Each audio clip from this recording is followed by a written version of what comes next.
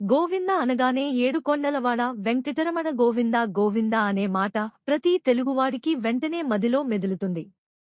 ఆ శ్రీవారి సన్నిధి కోసం ఎదురుచూసే సమయంలో భక్తుల గోవిందనామస్మరణతోనే ఆలయం ప్రతిధ్వనిస్తూ ఉంటుంది.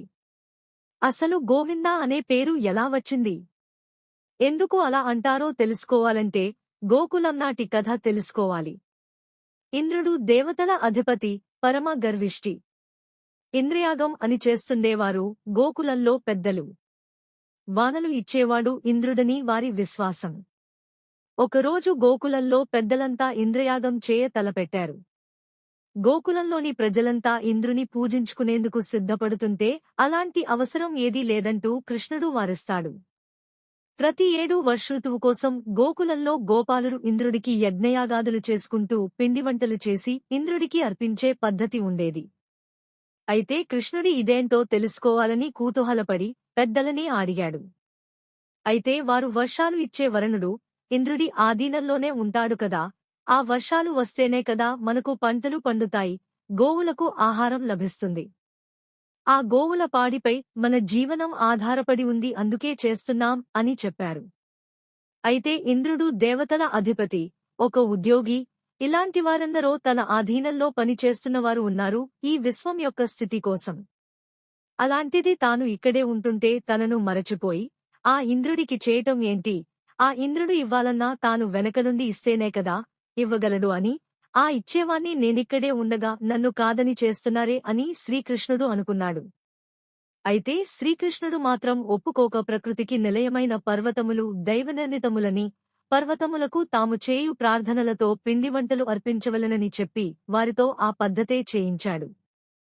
ఫలితంగా గోకులంలోని ప్రజలు ఇంద్రుని ఆగ్రహానికి గురి అయ్యారు.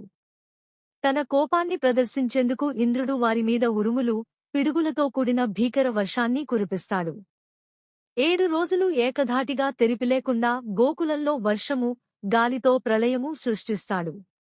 గోపాలులను, గోకులాన్ని భయకంపితులను చేశాడు.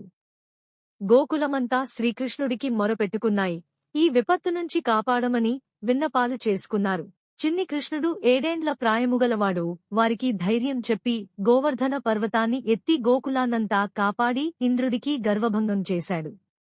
అప్పుడు బ్రహ్మ, ఇంద్రాది దేవతలు శ్రీకృష్ణుడికి క్షమాపణ చెబుతూ పాదాలు కడిగినారు. అప్పటినుండి స్వామి పాదాలు బ్రహ్మ కడిగిన పాదములని భక్తుల చేత కీర్తించబడినాయి. ఈ 7 రోజులు గోవర్ధన పర్వతాన్ని తన చిటికెన వ్రేలుపై నిలబెట్టి గోపాలురని, గోవులను, గోకులాన్ని కాపాడినప్పుడు పిలిచిన నామం గోవింద.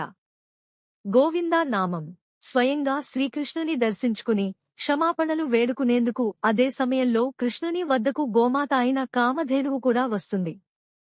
తన బిడ్డలైన గోవులన్నింటినీ రక్షించిన కృష్ణుని పట్ల కృతజ్ఞతగా ఆయనను తన పాలతో అభిషేకించేందుకు పూనుకుంటుంది.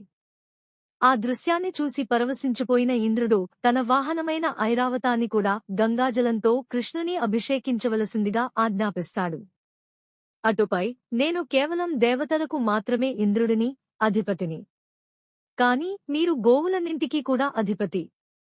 అందుచేత మీరు గోవిందునిగా కూడా పిలవబడతారు అని పేర్కొటాడు. అప్పటినుంచి అలా కృష్ణుడు, గోవిందుడు అన్న నామంతో పూజలందుకుంటున్నాడు.